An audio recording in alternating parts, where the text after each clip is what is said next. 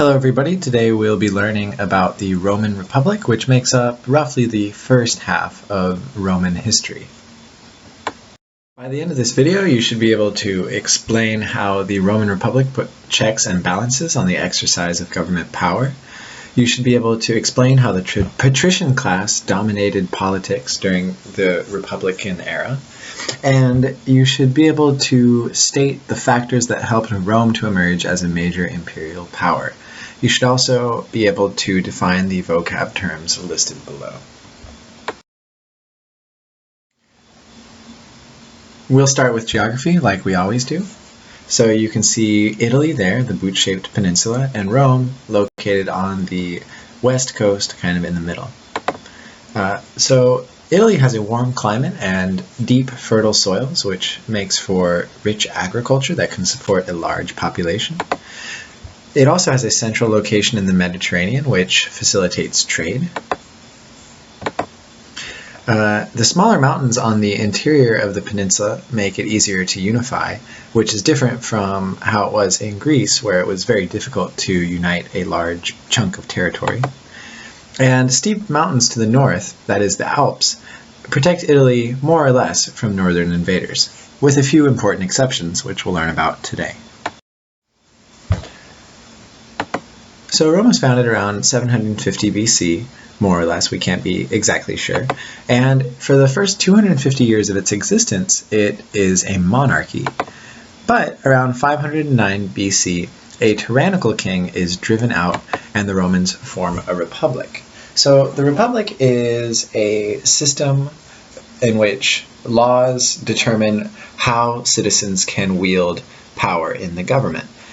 And the Roman Republic is designed specifically to limit the power of any one individual.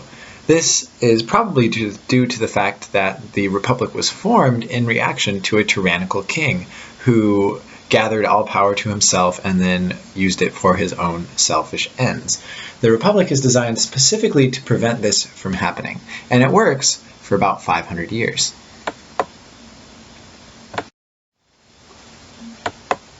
So the early republican system was defined fundamentally by the division of the Roman population into two classes: the patricians, who were wealthy landowners, and the plebeians, who were basically everybody else. Even if you were rich, if you weren't a massive landowner, you did not get to be a patrician. At first, in the Republic, the patricians wield all the power. They control the two most important political arms of the Republic, and that is the Senate and the consuls.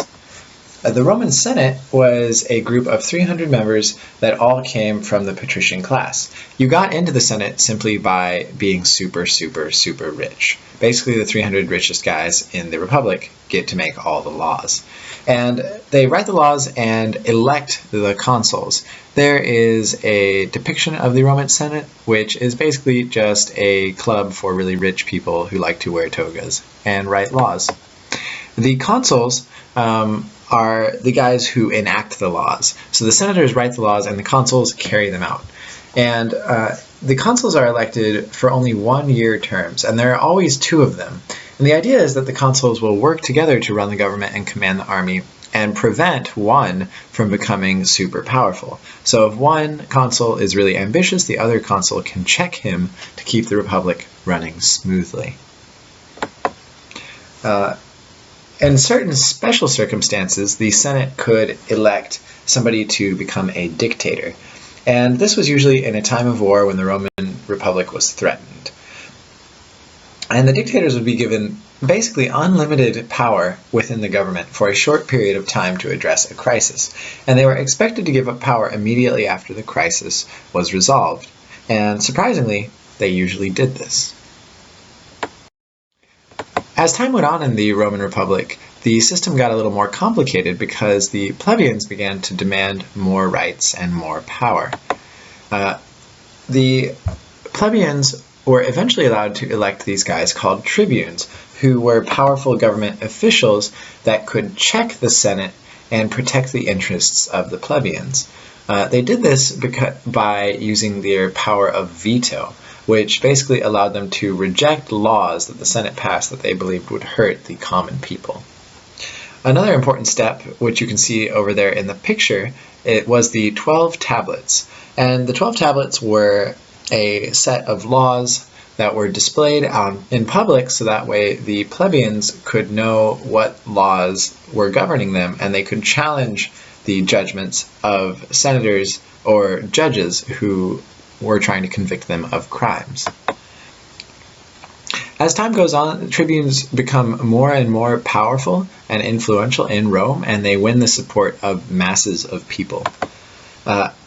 Towards the end of the Republic, the senators begin to become scared of the increasing power of the tribunes, and they eventually view them as a threat, and this leads to instability and dysfunction in the Republican government.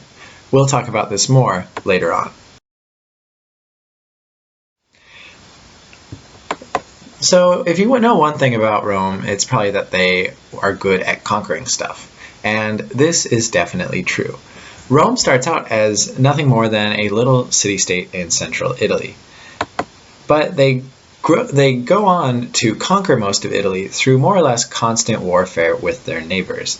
And as they grow, they acquire new neighbors and conquer those neighbors, and then continue on conquering the people that they encounter. This was made possible by the efficient Roman military, which basically allows them to dominate their neighbors through force. And so over there you'll see a picture of an early Roman army. The fancy red shields and plate armor comes later during the empire.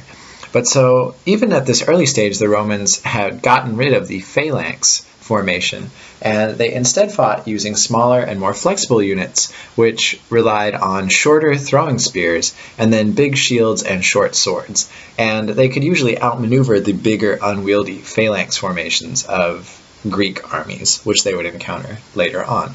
But so the Romans get really good at winning battles and killing people. And with this, they are able to defeat their neighbors in Italy, both the Etruscans to the north and the Greek colonies to the south. By 270 BC, they more or less have come to dominate all of the Italian peninsula.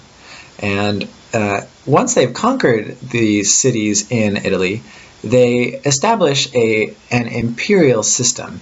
And they remain a republic. This is not the emergence of the Roman Empire, but they set up a system where the conquered territories are forced to pay taxes and provide soldiers as tribute.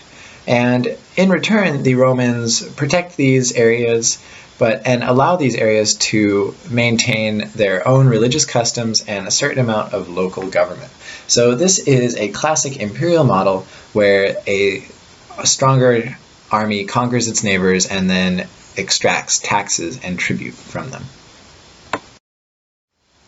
After it's dominated all of Italy, Romans begin to expand their powers into the Mediterranean, and this leads to competition with the North African city-state of Carthage, which by this time has established its own fairly powerful empire in the islands of the Mediterranean and also along the coasts of Spain and northern Africa. The Punic Wars start when competition between Rome and Carthage turns into open conflict. And in the first Punic War, Rome pretty handily defeats Carthage and is able to claim the 3 big islands in the Mediterranean, which are very important economically. Of course, Carthage is not happy about this, and so they seek revenge in the Second Punic War, where the Carthaginian general, whose name is Hannibal, leads an army up through Spain and over the Alps. He crosses with a huge army, and that includes trained war elephants. And he marches into Italy, and the Romans have no idea how to deal with this. And Hannibal, for 15 years, basically marches up and down Italy, beating Roman armies. But he's not able to capture Rome, and thus he can't bring the war to an end. While he's marching up and down Italy, the Romans decide to invade Africa, and so they send a talented general with a big army down to Africa to attack Carthage. Because of this, Hannibal is forced to leave Italy and to try and save Carthage from the Roman army. In this battle, the Romans are able to defeat Hannibal, and win the Second Punic War. They claim Spain this time around as a prize. And in the final Punic War, the Romans basically destroy Carthage. They destroy the city, they sow the fields around the city with salt so that nothing will ever grow there again, and they kill or enslave everyone in the city. After this, they claim Africa for themselves, and they are more or less the unchallenged rulers of the Western Mediterranean for the next 500 years.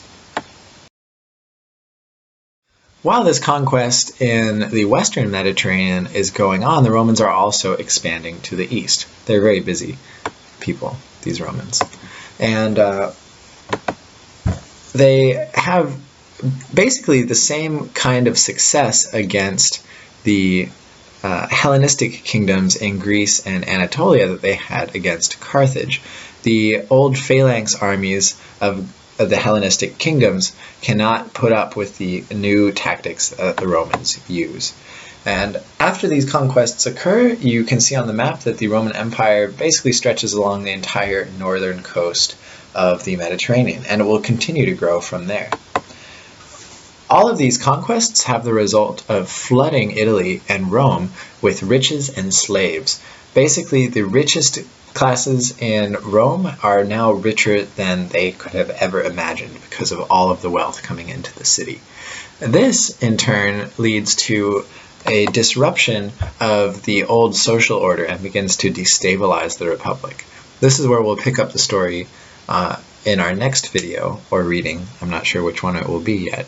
And we'll see how these effects begin to bring the Republic down and result ultimately in the rise of the Roman Empire.